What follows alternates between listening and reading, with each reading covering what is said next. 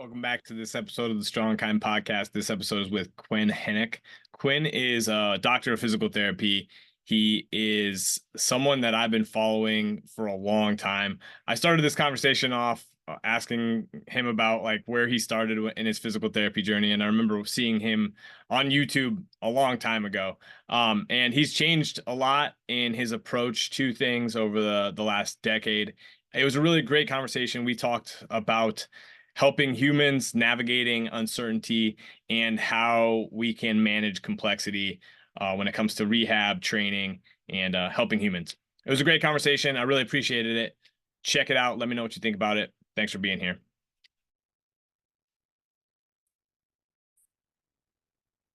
All right, Quinn. So, I mean, you don't really know me that well, and that's fine, but I remember watching you a long time ago doing 90-90 wall switches with balloons and stuff and being like, this is physical therapy. This is helping people.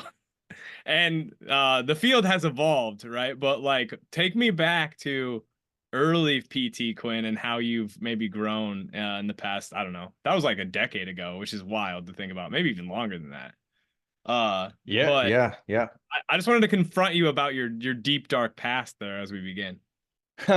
Yeah, well, it's not even that dark. It's everything's out in the open, on the internet these days. And so I still,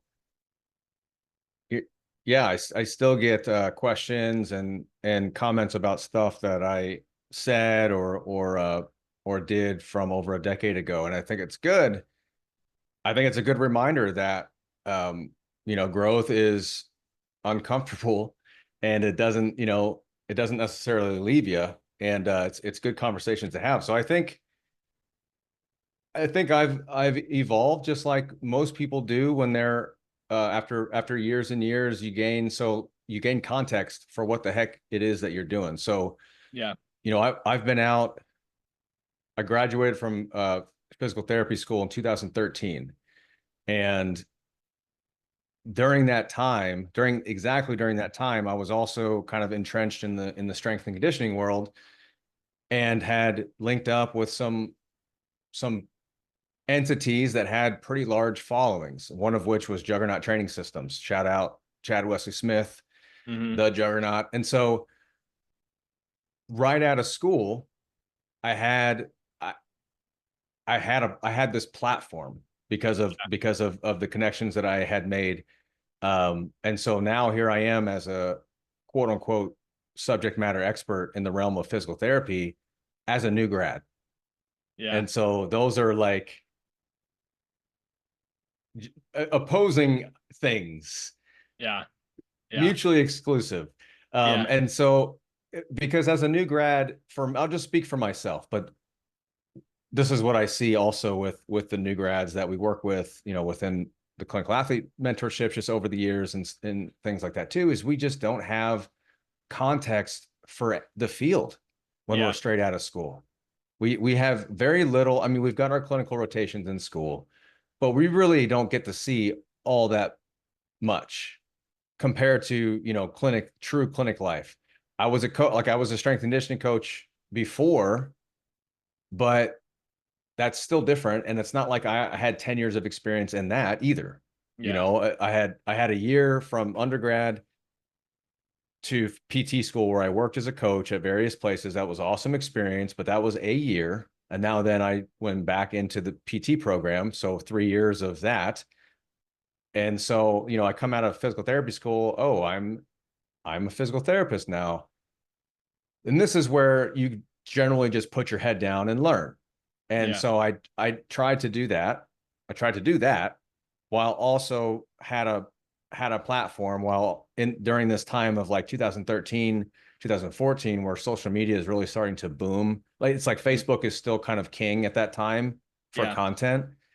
And so I'm kind of searching. I'm paving the path of my learning journey in the moment while also in the position of educator. Yeah. That I wasn't quite ready for.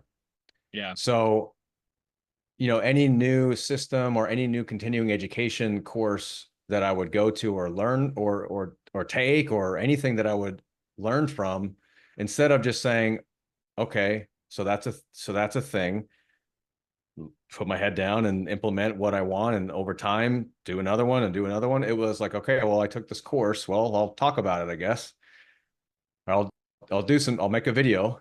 Yeah. And so if a video, if that course involved blowing up balloons and laying on your back, and then I make a video about that on YouTube, then that stays. That is that thing forever. But the reality is that's that, and anything else is just a snapshot of the learning journey for me and for anybody. Yeah. So I think the evolution is just gaining context for clinical practice, gaining context for what, like learning how to think. Yeah. What are models? Yeah. What are what is a hypothesis versus the theory? What are mental models? Oh, we're allowed to have more than one. Yeah. Oh, every model, it has limitations and assumptions. Didn't know that, because I thought, because my mentors and people who I really looked up to thought this way, I assumed that everybody would agree and think that way. And those are hard lessons, because that's certainly not the case. And when you figure that out, you're like, oh, you have a choice. You either dig in harder, or you kind of lean in to that uncomfortable feeling and branch out. And so I think now it's, having been just because it's been over a decade, having been exposed to lots of different schools of thoughts and models, you kind of start to dig down into first principles. Yeah. And you take bits and pieces, but the narratives might change. Yeah. So you're not going to see me, you're not going to see me having people lay on their backs blowing up balloons anymore, necessarily. Not, you're just not. There's not necessarily, but you're It's not. not coming. It's not But coming back. You're not gonna bring it. I mean, listen, if you want to feel your, here's your first principle. If you want to feel your abs burn, lay on your back, Yeah. breathe in through your nose, blow up a balloon, breathe in through your nose, blow up a balloon. Do that. If you want to feel your abs burn, they're going to burn. Boom. Yeah. Done. I don't need to. So I won't stack on any other narrative other than that. Yeah. But you might see me lay somebody on their back or lay somebody on their side if we've determined that their entry point is just positional tolerance, and they Yeah. might move their hips around, and we might change their foot position on the wall to bias more internal or external rotation, and the principle is graded exposure Yeah. to a position that we think is relevant to their, eventually relevant to their activities, and Yeah. based on their current conditions, this is an entry point to get there. And that the drill and the exercise might look similar, but the mental model and the framing is different. And I think that's important, because it sets up the stage for what you do next, Yeah. and kind of how that thing fits into the overall plan. Yeah. So I think that's probably, in a vacuum, part of the evolution Yeah. is dig into Yeah. first principles. I didn't mean to dig into things too hard there. I just like, I'm like, I remember, and I was like, hey, I'm gonna try this stuff out, right? And the thing that's really powerful about stuff like that is, I even think it helped me to some extent, like, because I was like, it was like, oh yeah, all right, so I'm doing something that's maybe teaching me like a little bit of hip flexion and maybe like trunk bracing or whatever, right? It's just like, Yeah. of the Yeah. options available, like for me, in that at that junction in time, it's like it's still going back to, it's like you probably could have just spent 10 minutes squatting to like a target, like, or and that would have been okay, like trying to get into a squatting pattern or whatever. Like, what's your goal and how am I going to get you there? And that's kind of like always the game with rehab, right? But like, it's just, I think I'm gonna be really empathetic to, like, yeah, you got thrust into a position as a new grad, and it's like we're just trying to figure stuff out just like everybody else, and we don't actually have enough reps with humans, like when all these complex situations to like, so we're just we're throwing solutions at the thing, right? And that's really hard. Like my first exposure to a clinic Like the guy I took over with was like exclusively manual therapy for like for an hour. And I was not that guy at all. And it was really hard for me for a couple months because it's like, how am I going to get these people to realize that like how I treat is motion oriented, is like getting them to do the thing, right? Um, and it sucked. Like I lost a lot of people, I lost a lot of confidence. But then eventually I did the people that I started to attract and like that kept with me were because they appreciated the attention, right? They appreciated like that I was trying. And also my manager was like, dude, you're doing a good job. Just keep going. So we're in a really Yeah. complex field, right? Like humans are complicated, complex systems. But like, yeah, let's go back to what are the simple things that clinical athlete you like, what are the practical approaches that are time tested? Yeah. Yeah. And you said something that was funny there. You were like, it could be easier just to, let's say it's a squat. Probably could be easier just to, have them hold the kettlebell in front of them and do a goblet squat or something like that. But it's like sometimes you're not in a place. It's the old. I think it's attributed to Bruce Lee, but it's the old adage of a punch is a punch to the beginner, Yeah. and then to the intermediate, a punch isn't just a punch.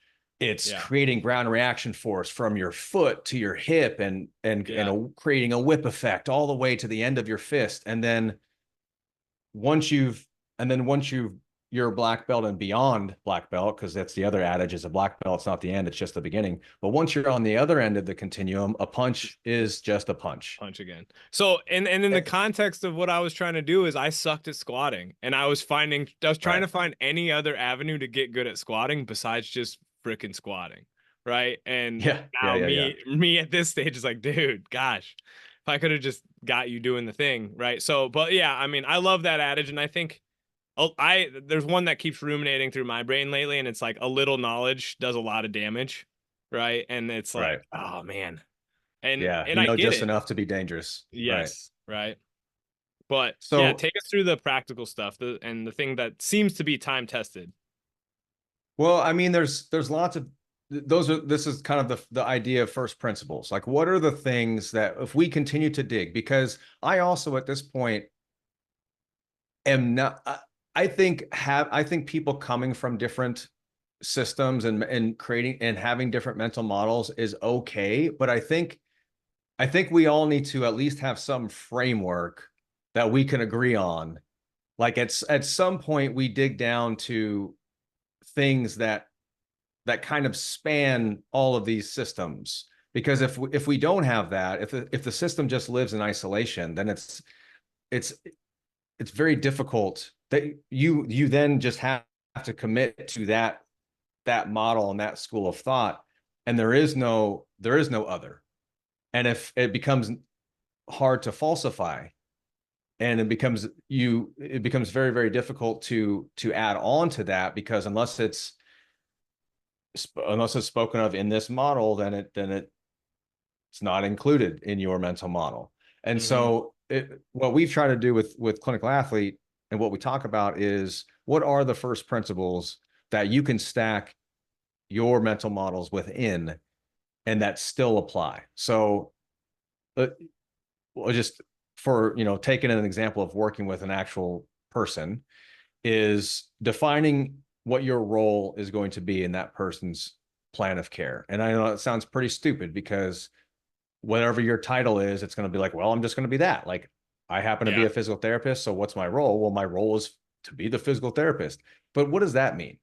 Because I Yeah. have people come to me who have coaches already who Yeah. write programs for them. I have people come to me who actually are also seeing other healthcare providers. Yeah. So what is my role? What am I bringing to this team of stakeholders? And what is their expectation, and how am I going to fit? And that's really, really important, so that whatever I plan is not either redundant or contradictory, and Yeah. hopefully is complementary with every other stakeholder that's involved. So defining your role is one of our first principles.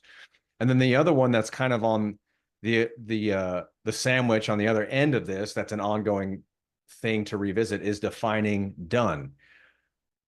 And we all do this to some extent because we think, oh, what's our discharge criteria? But I'll give you two examples. Defining done. Okay, defining success is another way to think about it. What if somebody comes to us with a 10-year history of low back pain or whatever type of chronic pain, doesn't matter what it is, but 10 years. Yeah. On and off, they come to us. Their goal, their initial stated goal is be pain-free. 10 years history. Now, so let's ask ourselves, what is the likelihood that this person with a 10-year history of this issue, that the last time they ever feel their thing is under our care? It's possible, but it's also possible, and probably more likely, that even after they're done with us, this thing might still be there to some extent. It might show it might rear its head again sometime in the future. So how are we going to define success? How are we going to define done if the expectation is this thing might still be around? Well, now maybe done means not being pain-free and that this thing is gone forever and like it never appeared in the first place, which is possible, but done could mean that this person is not now hampered by this thing. They're back to their desired activities. They're back to a certain level of their desired activities that they deem acceptable to be able to take things on independently, because they've now learned through the process how to manage that issue. That issue has now changed from becoming unmanageable to manageable, while they're able to do the things that they want to do pretty much how they want to do them. And then that threshold is what we define. But so defining success in that context is really, really important, because if it's dichotomous, be pain-free or not, we set a lot of people up for failure, because a lot of times the last time that they experience their thing is not with us. Yeah. And sometimes they keep experiencing their thing. And then the other scenario would be somebody who maybe is on a timeline. Maybe this is somebody who, their season dictates when we're done. And defining success that way is a different deal. We work backwards from the date that they're going to start their season, or that they need to do a thing on a certain date. We work backwards from there, defining done as, okay, what level are you comfortable and satisfied with getting to at that point, reverse engineering to see if that's possible, and then identifying the markers that let us know that we're getting there. But either way, the principle is the same. Defining done and making it tangible and an agreed upon threshold that is allowed to evolve over the course of care. So we've got our two pillars, we've got our role, and we've got done. We're revisiting those things from time to time, because both can change over the course of care, both can evolve. Within that, we implement a needs analysis. We all do this. So a needs analysis in its simplest form is, what does the person want to do? What do their desired activities require of them? It doesn't have to be, I'm going to use terms that sound athletic. It doesn't have to be an athlete. If it's somebody who just wants to get back to activities of daily living, there's still a thing that require forces. Mm-hmm. So how do their desired activities require that they manage forces? What positions do they need? The kinetics and the kinematics. What systems are required? Are there energy system demands and considerations with their desired activities? And then any psychological or sociological considerations as well, all part of the needs analysis. So what do their desired activities demand of them? And then on the flip side, where are they in relation to that? What are their current boundary conditions? What's their current status? And so a needs analysis is also known as a gap analysis, because there is a gap. That's why they're coming to see us, between where they are and where they want to be. But it's on us to establish where those thresholds are. So we all do this. Once the needs analysis, once we have that kind of in place, now we're establishing where they currently are. What are their boundary conditions? What thresholds can we identify that help us get into the door and of getting them back to that point. So where are they with range of motion? If range of motion is a current limitation, what is their current threshold within their desired activity? Intensities, volume, body positions, all the different training variables that we would talk about in any strength and conditioning or exercise program.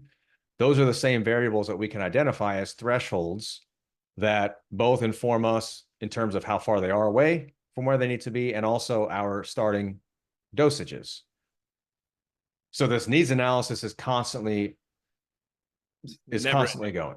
Yeah. It's never ending, because you're constantly auditing what's changed. Has where they need to go changed? Usually not, but sometimes it does, because sometimes they change their mind about what they want to do. Yes. But Often. their status, but their status is changing. Right, yeah. right. And so you're constantly revisiting and auditing this gap. Within that, you're identifying, we call them buckets of need, just kind of dovetailing off of the needs analysis. But your exercise program and your plan of care is going to have buckets or categories that you want to fill. So if it's a lifter, you've got categories or buckets of need. One bucket of need is going to be whatever lifts that they want to get back to that they're currently having trouble with. A bucket of need could also be an attribute. So you might have, for a power lifter, a specific bucket of need might be the back squat as a skill, as a movement, as a pattern. You know that they need to just get this pattern in as practice because it's specific to their desired activity. But also, you might have a bucket of need for muscle hypertrophy or rate of force development, in which many exercises could fill that bucket. You might have a whole menu of exercises that could fill a quad hypertrophy bucket. Doesn't have to be squatting. Mm-hmm. So your buckets of need can be pattern specific, skill specific, attribute specific, non-exercise related. But within your needs analysis, you're identifying these buckets as categories, and each bucket of need is going to be represented in your plan. If I looked at somebody's exercise program and they deemed a back squat as important for somebody, or they deemed quad hypertrophy as important for somebody, I'm able to look in their plan and see where that need is represented by some exercise variation at some dosage. Yeah. It sounds like what you're trying to do. I'm just gonna like because I'm familiar with clinical athlete, but like, and this is the thing that I think is overarching, like what I think has been frustrating about like being a rehab professional is like there's no common language, right? You're trying to, and there's probably no perfect common language in a lot of fields, but like physics and chemistry, like there's pretty common language, right? Like, whereas, and you mentioned this above, like you have all these schools of thought, these models that have developed, and then like, man, so I went, my education was great, but it had its shortcomings, and I was a little older and I had exposure to a lot of different stuff prior to going to PT school. So I was at least like questioning stuff, but like we got like no real strength and conditioning, like education. We got no like real physiology type of education. Like the amount of BPS stuff was like a week at the beginning. It was like, hey, humans are holistic and they think and they have thoughts and emotions and they have bodies, right? But like, and there was maybe a little bit more than that, but like it was trying to there wasn't like you're talking about like Shirley Saruman, and then you were talking about like Feldenkrais techniques, and then you're talking about manual therapies, and then you're doing manual therapy techniques, and then you feel like shit because you don't actually know if you're doing them right, and your professor's saying like you suck at this mode, and you're like, well, really? And it was just like, damn, like, and then it came back to, okay, how do I actually help humans? Like, how do I actually like help humans do things, right? And that's the hard part about like the educational process, because there's also, and I want to get into this, and you're doing a lovely job of laying out, like, I think we do need a common language, and I really like all the common language you're expressing, but like you have outside influences.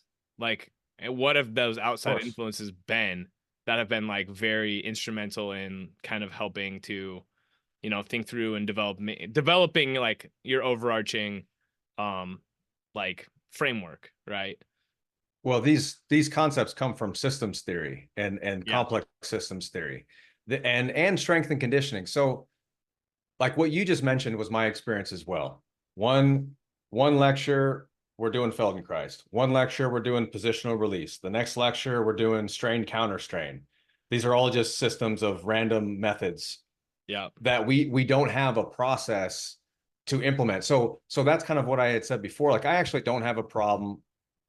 I don't care about those methods. Like but they are, I think if we understand them as methods Yeah. that need to fit within a process that's repeatable and reliable, and that you're open to changing over time, then the methods, there are endless methods to achieve the same end. Like you might have a range of motion bucket that's important for somebody within your process. This person needs range of motion.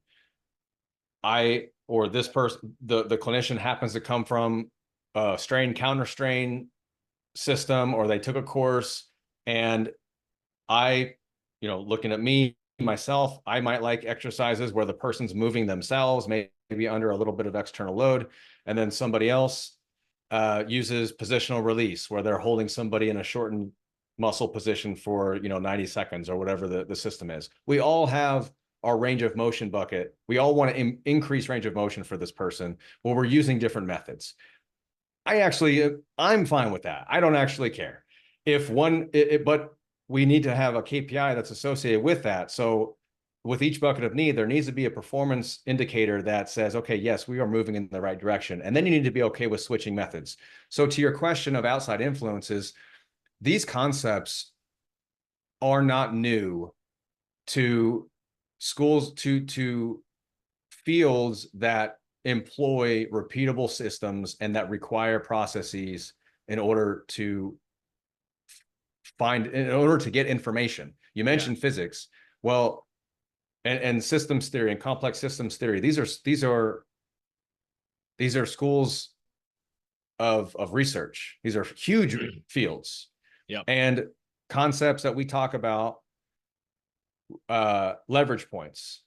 So within somebody's plan of care, we have, what are all the things that we could potentially intervene on with this person? These are all leverage points. A leverage point is anything where you have an influence in the system.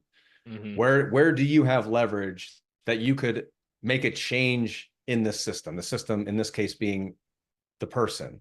Yeah. Manual therapy is a leverage point. Yep. Exercise is a leverage point. Nutrition, stress. Sometimes it's something that's not controllable. It's not a leverage point, but that thing might be another term from systems theory, a rate limiter. It might be a bottleneck. So somebody's job, if somebody's job is stressful as hell and their schedule is so fucked, their schedule is so screwed up. I got the E. Okay. You're good. Their schedule is so screwed up that they're not compliant with your exercises and your plan of care. They want to be, but it's just, they're not recovered. They're having flare-ups all the time. They're super sensitized. Well, that is a bottleneck. That's a rate limiter right now, is their life stress. Yeah. But what's the leverage point? Is the leverage point that they quit their job, or is the leverage point that we potentially have a conversation and trim some of the noise in our plan to accommodate this person's lower bandwidth than we had originally planned? So I'm getting, so like, the answer to your question is we're looking at fields outside of physical therapy where we can employ these concepts and principles within our plan. And strength and conditioning, like anybody who's NSCA certified is going to be like, oh yeah, needs analysis, that was on the test. Like that's that's its entire chapter, which is great. Like I'm not promoting the NSCA or CSCS or whatever. It's just, neutral on that. But a needs analysis is not complicated. Like no, that's the problem with what you just described in school. And by the way, like I loved my program. My program was awesome. Love my professors. It's really it's a super complex thing, right? And I think one of the things that I appreciate about like clinical athlete Zach, John, Like, because I talk to John every day, which is awesome, but like they're always trying to learn, right? And I Mm-hmm. think that that desire to always be learning is both good and bad because you get this not you can get into this nihilistic hole of what matters, right? But yeah, like you have to draw on I honestly I don't want to criticize anything, but I like most of my influence at this point has been like uh thinking fast and slow, like Daniel Kahneman, like being wrong by I think Catherine Schultz or whoever the hell that was. Like and some of Yep. the and like why zebras don't get ulcers. Like and I know those aren't like part of like the systems thinking, but like these forms Kind of. I mean it is, right? Yeah, I mean I think those things are all kind of complex systems dynamic type things, right? Um 100%. and I wanted you to cuz Sapolsky, yeah. yeah, he Yeah. talks about that all the time. Yeah. And yeah, you're and so and one of the things so I talked to Greg Lehman like a couple podcasts back and like I mean, Greg is super freaking smart. And but you know, he's like there's always physiology involved. And I've very much been the pain science nerd and even the psychosocial nerd where it's like, well, if you kind of just fix your life, you fix your pain a lot of times. And then I've like had to step back from that and be like, yeah, like you know, there that's it. Yes, if your job sucks and you hate your job and it's kind of and you don't really understand all the factors, you can feel really stuck. But like there's usually a way forward, but there's always physiology involved. And then you step back and you're like, okay, like you have the biopsychosocial model. How do I make sense of this? And like that's just a lens to view the human, right? Like and it can be really hard as like and I'm not even great at this and I'm getting better hopefully, but it can be really hard as a new grad because you just learn this stuff and then you're like if I just teach this to that person, they're going to be free, right? And like I even how I market is like I do want people to learn, but I just also realize that then to actually get somewhere, you have to implement, right? You have to like test, retest. You have to fail, right? And those types of things are uncomfortable for people, and ultimately why a lot of this shit's hard too, right? Because I've had a couple Yeah. conversations even today where it's like it's not me actually providing the service that I want like that you signed up for requires having a hard conversation, but that also requires like maybe you being really pissed off at me and that can be kind of hard too. And it like and I'm not saying that's always right, but it's like it goes back to what you said, defining the role. Like, and that's something I probably don't do as good of a job about. Is like, hey, in this role, do you want me to be a cheerleader for a little bit longer, or do you want me to like actually come at you with the things I see that I think need to be addressed, right? And that's tricky. It is tricky, and people don't learn all. We're not in the matrix, so it's the same. Are you sure about that? Because I'm not Well, convinced. no, so I'm not sure. I'm not sure. But what I don't remember having done is somebody driving something into the back of my head and then me just Yeah, knowing kung fu. yeah, But so like me as a new grad, it goes back to not having the context enough to be like, oh yeah, we could just squat. I needed to get nudged in that direction. I needed repeated exposures to yeah, questioning my current thoughts over time with new, then also new experience clinically and within myself to hear it again. And every time I'd hear, that kind of question again, I have new clinical experiences and I'm like, oh, okay, it's starting to make sense now. And it takes a long time. So somebody on day one who's now in front of me who's had, is like just fed up with whatever they have going on, or they're scared or they're frustrated. I've got 30 to 45 minutes with them and I'm pain splaining. I'm like throwing a fire hose of terms and concepts and, maybe even like questioning their beliefs. And they're just taking this all in. And we expect what? We expect them to be like, oh, you know what? My deeply held beliefs over the past 5 years are now completely changed thanks to this 10-minute conversation from this stranger who I've never met until this point. Like, no, yeah, that's not how it works. And so yeah, I think understanding still that we want sometimes expectations and beliefs get in the way. Sometimes they don't, though. Sometimes yeah, people can believe stuff that we don't believe as providers, and it actually doesn't matter. yeah, Like for me, there was a point in my clinical practice where like foam rolling just really annoyed me because people thought it was this panacea to get better at whatever they wanted to get better at. And then they were like still confused, but it's really funny because I was that person for Oh, also a dude, period of that time. that's what often Um, enrages us is because like we've yeah, gone through the arc and we're trying to like just shove it down their throats that like I did this. You don't need to do it, yeah, right? And that's where a yeah, lot of it comes up because like I've even like dude, it's wild. I mean, a lot of physical therapists out there are trying to manage their own pain and they go down these rabbit holes and they feel like they're broken and stuck because they can't figure it out. Like I did that for a couple years, right? And it like then it came back, oh dude, you're just like stewing on this stuff and you're trying to fix yourself. And it's like, oh, that actually doesn't serve me. And so there is a component of just go live, just go enjoy life a little bit more. And it's probably going to turn the volume down. Right. But like, that's also a belief that I now hold that serves me. Right. And that's tricky too. but Because you needed time. You needed yeah. time to come to that realization. Yep.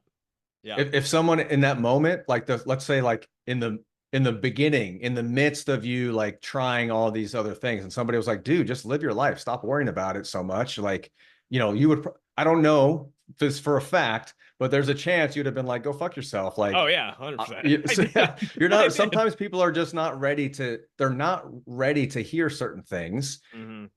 And it's skillful to at least, put this idea in your back pocket, but at least plant the seed of a conversation that you potentially want to have in the future. Yep. And then just keep nudging. If it's something that you think is going to get in the way. I'll go back to the foam rolling example because sometimes people just like to foam roll and like it doesn't actually affect our plan unless they're doing a bunch of extraneous things in place of what we had planned. That's an issue now because now I can't really track things because we're not doing what we talked about. But if Yep. they're doing stuff on the side that I personally haven't recommended and probably wouldn't, but it's not affecting anything, like I don't care as much, nearly as much as I used to. And even if they hold a belief that may be quote unquote wrong about that thing and what it's doing, I'm picking my battles in terms of what conversations I want to have and where I want to spend our time talking about things that are either going to move the needle or potentially just going to help me feel better about myself because I'm the doctor. And why would you do that? It's So really yeah, hard to manage our own egos. I think humans are ego driven things. Like even me saying that is like ego driven. Like I'm an ego driven thing and I know it. Like that's still kind of that, right? And yeah, yeah, and right. so but like it's really suspending and trying to make it, you want to serve the other person. I really do think this is like we're in a servant oriented field, right? And so that requires us to at various times put down our like I followed I shadowed an orthopedic doc and I asked him straight up, I'm like, do you feel like everybody you give surgery actually like needs it? He's like, here's the thing, I could try to counsel a lot of these people on nutrition, exercise, and like a longer path, and I do at times have people if they kind of come in and express that like, is there a different way? And I'm like, how long are you willing to like work on this? And if they say 6 months to a year. Okay. Yeah, like I think you could actually do well with like, riding a bike every day and exercising. But he's like, a lot of these people come in here and they just want relief and they want surgery. And that's my job. And I kind of was like, damn, that's like, and he's like, I want to try to help them get the best outcome. And the reality of it is a lot of people they can get better if they also do the stuff after the fact. And Right. it was complicated. It was more complicated than the story I had told myself, right? And that's the hard part. So Yeah, yeah.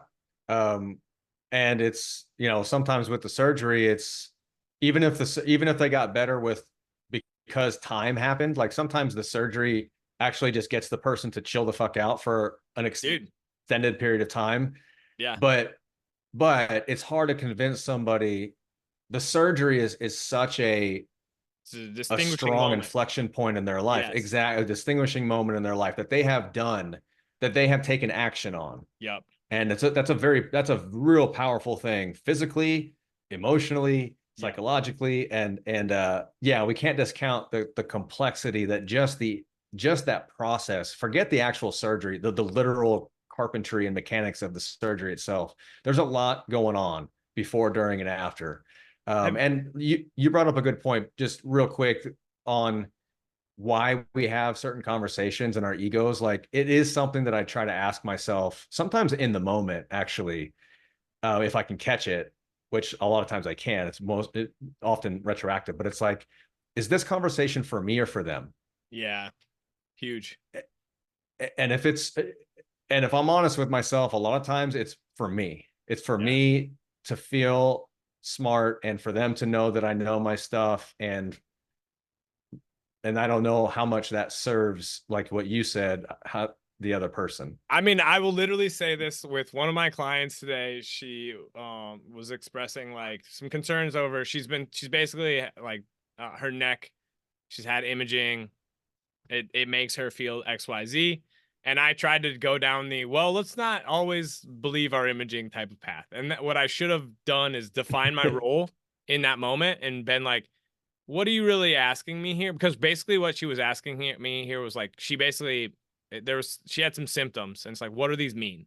And I pretty much probably could have just said, it sounds like you just kind of overdid it. So let's just take a step back and like, we'll go again, right? As long as you feel comfortable with that.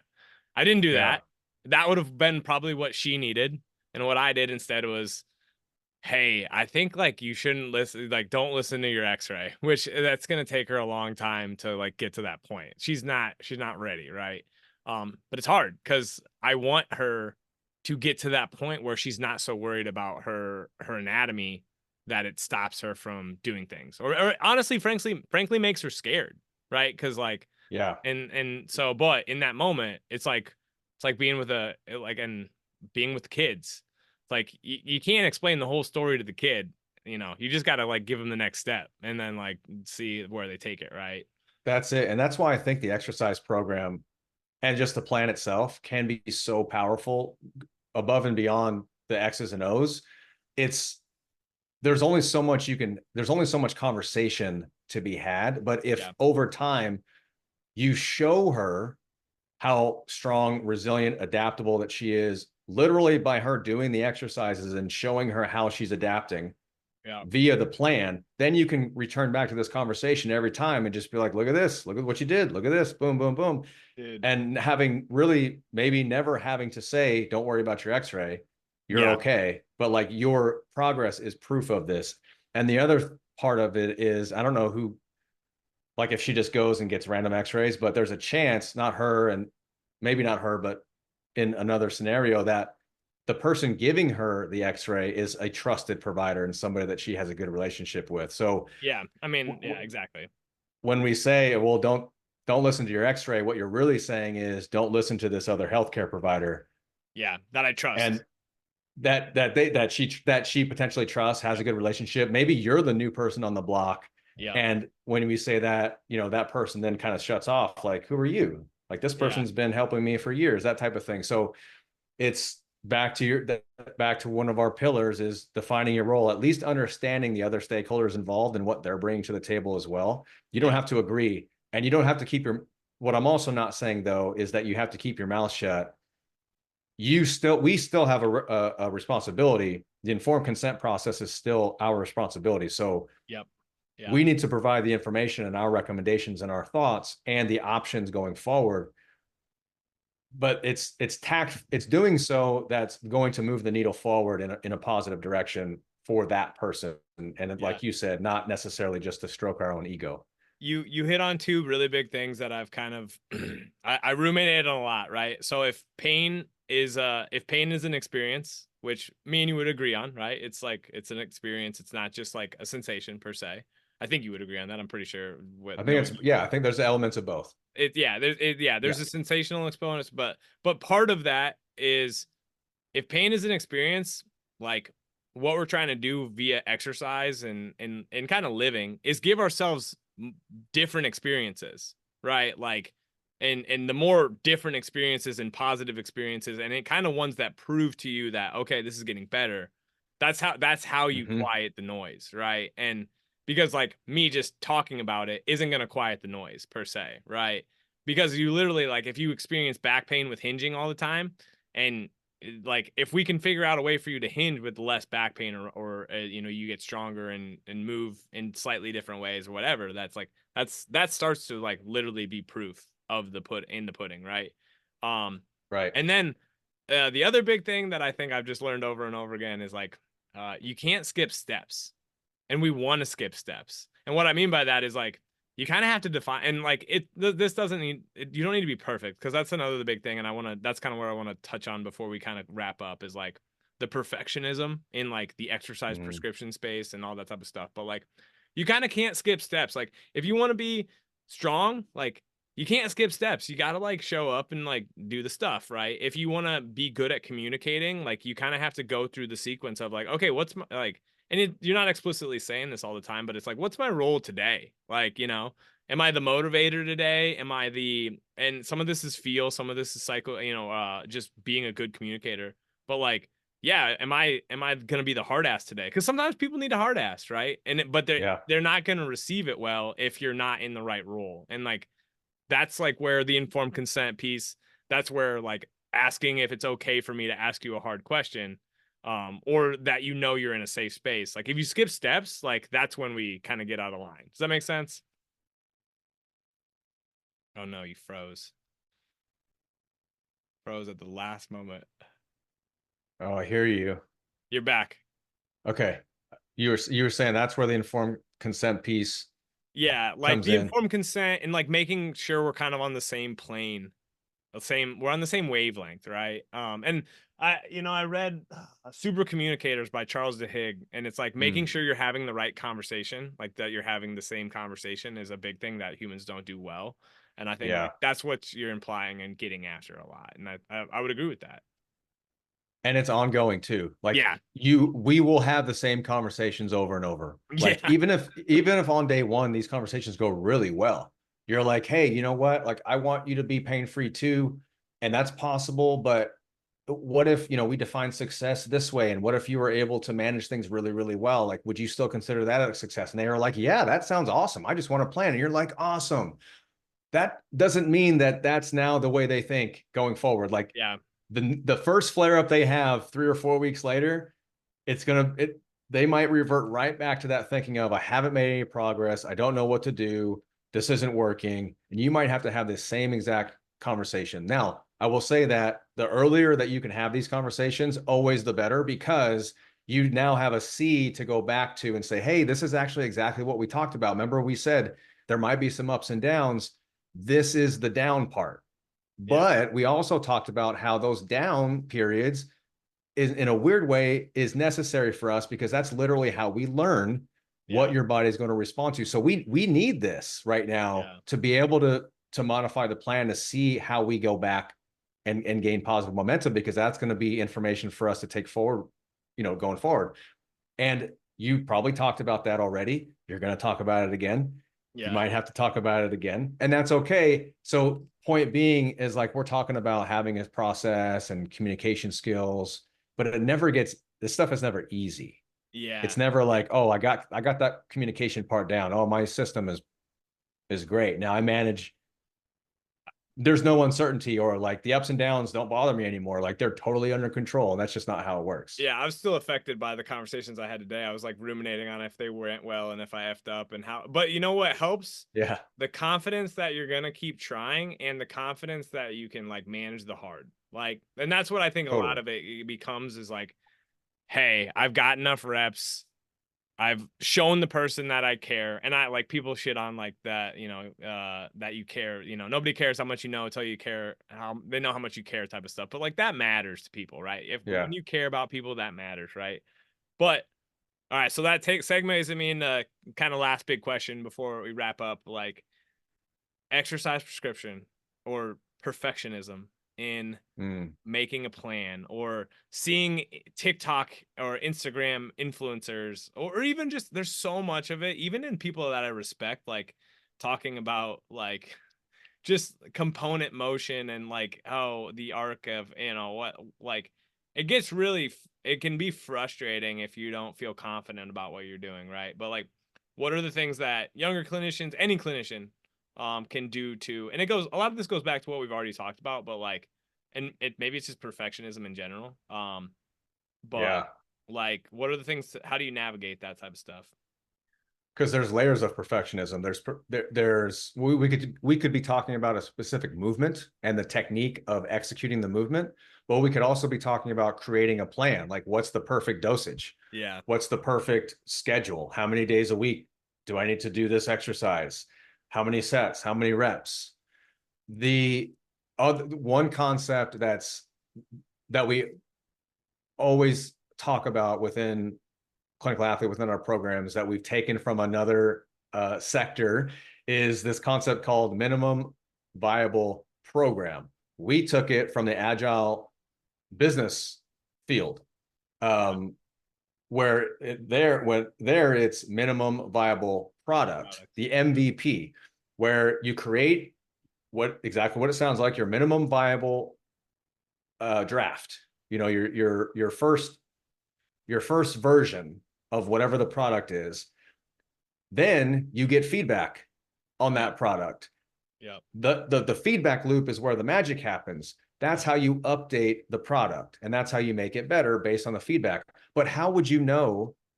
How would you have the perfect product if you have no idea how people are going to react to it? If you have no idea what the feedback is going to be, you have to start somewhere, or else Yeah. you're never going to start, because you don't know. There's no way to know what perfect is unless you get the feedback. And by the way, you're always going to be chasing. You're never going to know what perfect is, because there's always going to be feedback.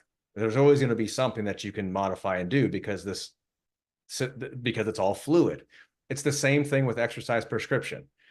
Minimum viable program is, we have to just, there's no way that we know the perfect dosage for this person. There's no way that we know the perfect schedule, the perfect exercise selection, the perfect sets and reps. So should I do sets of 5 or sets of 10? I don't, we get lost in the sauce with all these nitty gritty details, and it's paralysis by analysis that stops us from just getting started with this person. You have plenty of information. You have their past, if hopefully this is all information that can help inform you, their past exercise history or activity history with whatever they want to get back to doing, both medium and long term, like maybe well in the past, but also acutely, like what have you been doing the last several weeks leading up to this moment? Yep. And the boundary on all the boundary conditions that we talked about. Where are their current thresholds in relation to those activities? What range of motions can they handle? What positions can they handle? What loads, what volumes, what speeds, all the variables that are involved. Then you find your entry points from there. This person can't do the competition lift, full range of motion at a certain load, but they can reduce range of motion and hit a certain load, or we can reduce load and then they can do range of motion, full range of motion. Oh, great.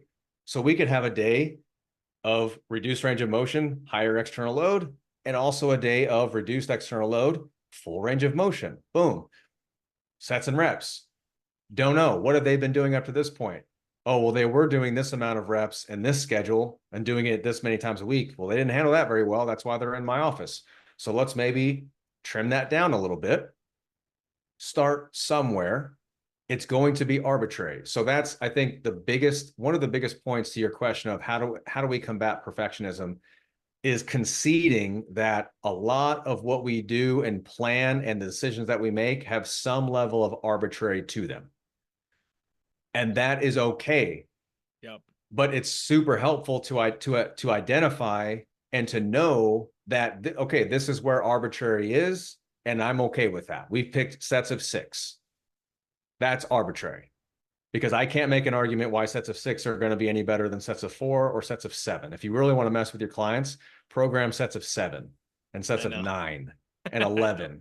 No, Just seriously, odd numbers. but it's so funny. We laugh because it sounds so weird, but it's funny that it's funny, because why not? Yep. And it's the same with every other variable. Use the information that you have to inform an MVP, and then the feedback that you get as they go through the plan is going to inform if you're on the right track, or if things need to be the dials need to be either turned up, or the dials either need to be turned down based on how they're responding to things. And as far as execution of technique, I mean, it's so contextual. Listen, like to go back to the conversation of do biomechanics matter? Well, I mean, if I wanted to, I could tear my ACL right now.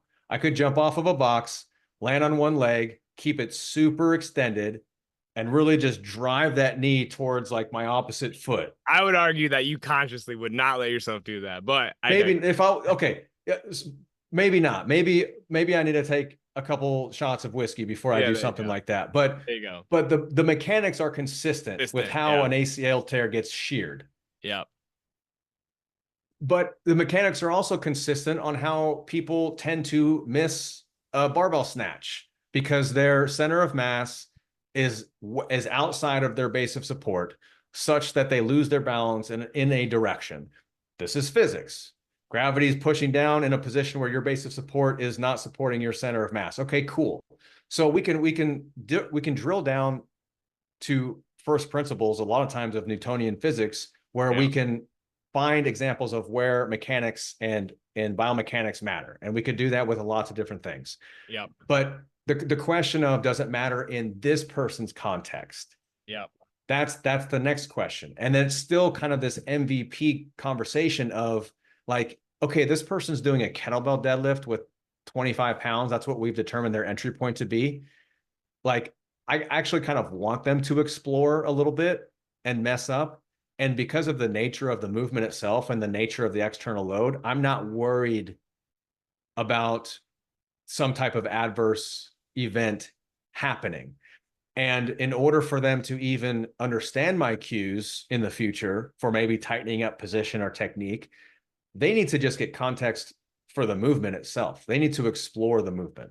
Yeah. So technique is it's our responsibility, and we just have to deem what is good enough. Like, Yeah. what are we trying to do in the context of this person right now, and in the context of where we expect them to be in the future? If what I see is in some acceptable bandwidth that I think is sustainable as we progressively load this activity, then I'm good. And I just keep an eye on that. And sometimes maybe I'm wrong. Like in the sport of weightlifting, habits can rear their head with heavier loads, and it becomes this skill where they've picked up this habit that may not be conducive to keeping their center of mass and base of support in a symbiotic relationship.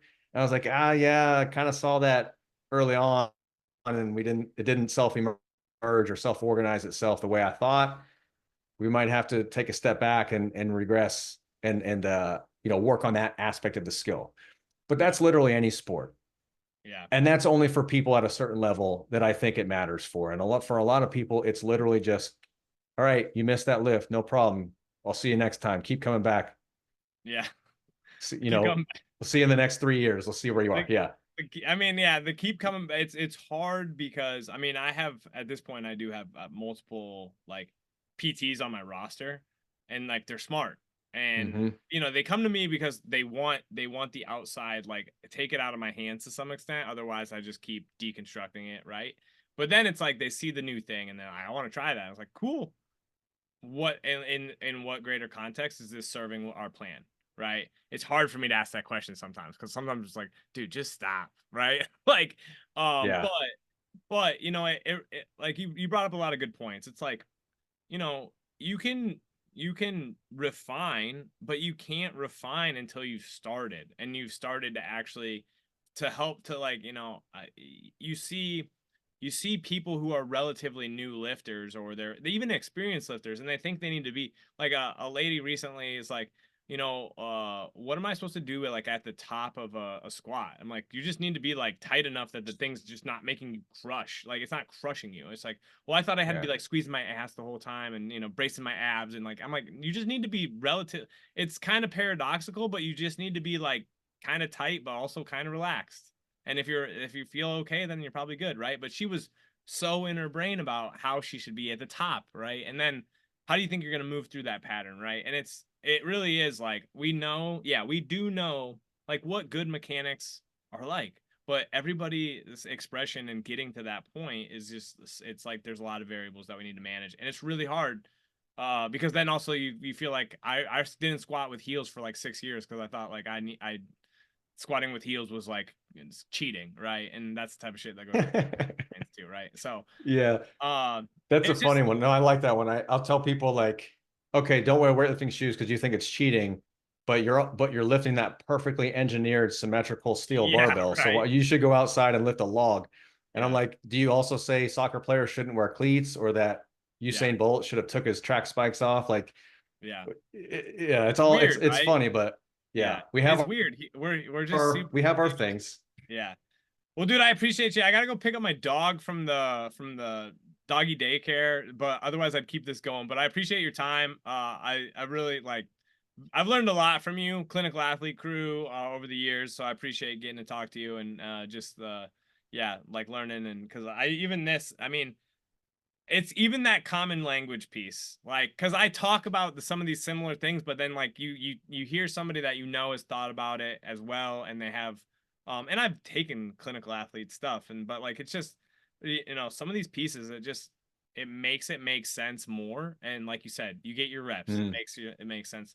That's why like every master says like it's just the fundamentals. It's just are you willing to do enough reps with those fundamentals, and then you get to like, you know, what we could consider like mastery. It's not like yeah. anything crazy or fancy most of the time. Like the people that I really think are moving the profession in the rehab world forward in general are like doing basic things really really well. And I think that's really hopeful. I hope.